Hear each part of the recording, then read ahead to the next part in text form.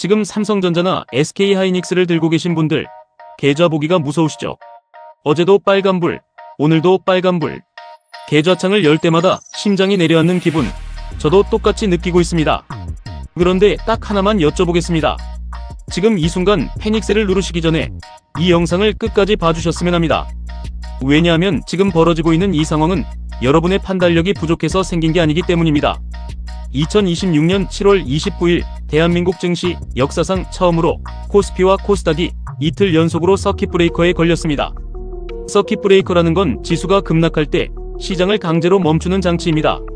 이게 이틀 연속으로 걸렸다는 건 IMF 외환위기 때도, 리먼 사태 때도, 코로나 팬데믹 때도 좀처럼 보기 힘들었던 수준의 충격이라는 뜻입니다.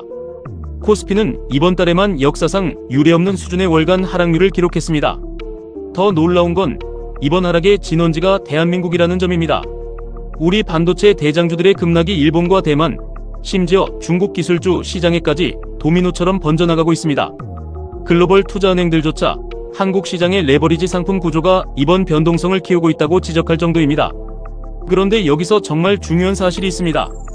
이번 폭락은 우리 기업들의 실적이 무너져서 생긴 게 아니라는 점입니다. 바로 이 부분을 오늘 자세히 짚어드리겠습니다. 먼저 지금 시장에서 실제로 벌어지고 있는 일부터 냉정하게 정리해보겠습니다. 지금 대한민국 증시는 크게 4가지 악재가 동시에 겹쳐서 터진 상황입니다. 첫 번째는 지정학적 리스크입니다. 미국과 이란을 둘러싼 국제 정세가 불안정해지면서 유가와 원자재 시장이 요동치고 있고, 이 여파가 우리 증시까지 그대로 전이되고 있습니다. 두 번째는 반도체 업황에 대한 투매 심리입니다.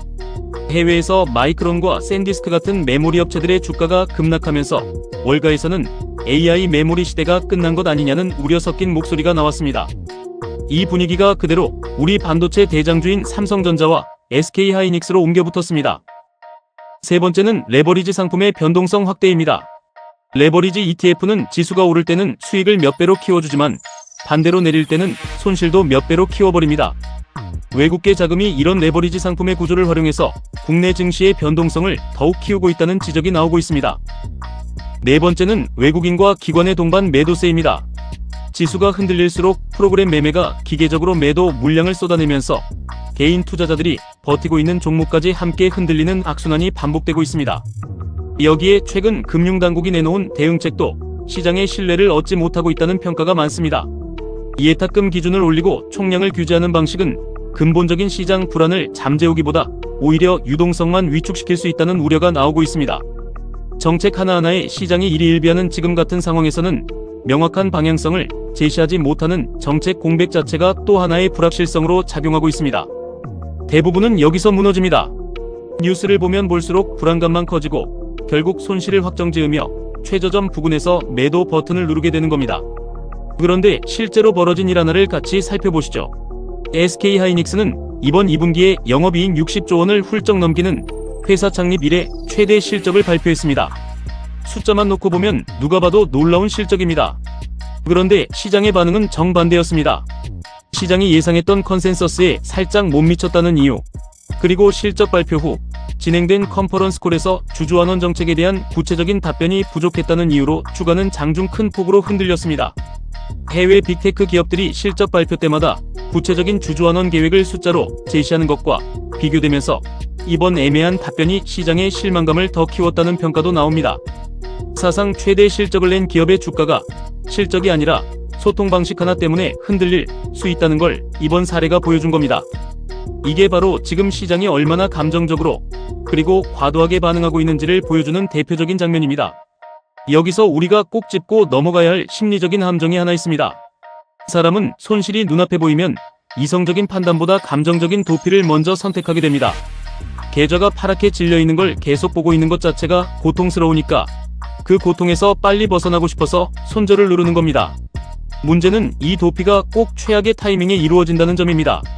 시장이 가장 공포에 질려 있을 때, 즉 가격이 가장 많이 빠져 있을 때, 대중은 가장 많이 팔고 시장이 안정되고 다시 오르기 시작할 때가 되어서야 뒤늦게 다시 들어옵니다.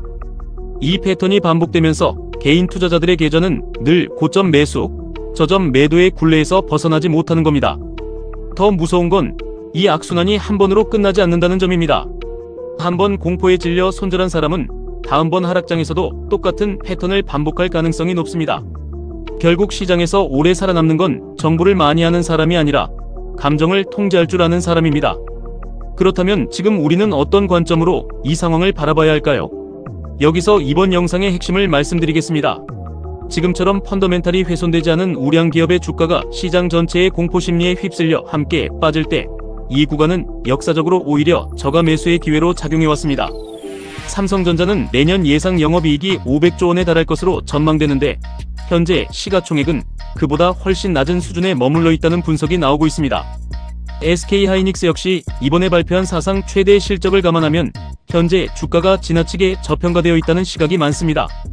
물론 이건 어디까지나 하나의 분석적 관점이고 주가라는 게 실적만으로 움직이는 게 아니라는 것도 분명한 사실입니다. 그래서 무작정 지금 당장 물타기를 하거나 추격 매수를 하라는 이야기가 절대 아닙니다.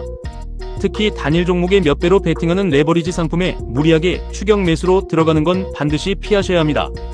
지금처럼 변동성이 극심한 구간에서는 오히려 현금 비중을 일부 확보해두고 시장이 저점을 다지며 안정화되는 신호를 확인한 뒤 분할로 접근하는 전략이 훨씬 안전합니다. 한 번에 몰아서 사는 게 아니라 시점을 나누어 여러 차례에 걸쳐 접근하면 설령 추가 하락이 오더라도 평균 단가 부담을 줄일 수 있습니다. 미국과 이란 사이의 지정학적 리스크가 완화되는 흐름, 그리고 정부의 정책 방향이 좀 더 명확해지는 시점을 기다리면서 냉정하게 진입 타이밍을 노리는 것, 이게 지금 상황에서 가장 현실적인 대응입니다. 바닥에서 공포에 질려 던지는 매도와 우량주를 저가의 분할로 담아가는 매수는 전혀 다른 이야기입니다. 지금 이 순간 가장 중요한 건 계좌창을 붙잡고 매일 일희일비하는 게 아니라 내가 들고 있는 기업의 펀더멘탈이 진짜로 망가졌는지 아닌지를 냉정하게 점검하는 일입니다. 실적이 무너지지 않았다면 지금의 하락은 기업의 문제가 아니라 시장 심리의 문제일 가능성이 큽니다. 시장은 늘 공포와 탐욕 사이를 오가지만 결국 시간이 지나면 기업의 본질적인 가치로 다시 수렴해왔다는 걸 우리는 지난 여러 위기, 국면에서 반복적으로 확인해왔습니다. 이제 선택해야 할 시간입니다. 공포에 휩쓸려 최저점에서 계좌를 정리할 것인지 아니면 흔들림 없이 원칙을 지키며 이 구간을 버텨낼 것인지는 결국 여러분의 몫입니다. 오늘 영상이 지금 이 순간 흔들리고 계신 분들께 조금이라도 냉정한 판단의 기준이 되었으면 합니다. 도움이 되셨다면 구독과 좋아요 부탁드리고 알림 설정까지 눌러주시면 다음 시황 분석도 가장 먼저 받아보실 수 있습니다. 여러분의 생각은 어떠신지 댓글로 자유롭게 남겨주세요. 지금처럼 변동성이 큰 시기일수록 함께 정보를 나누고 냉정하게 대응하는 게 무엇보다 중요합니다. 다음 영상에서 다시 뵙겠습니다.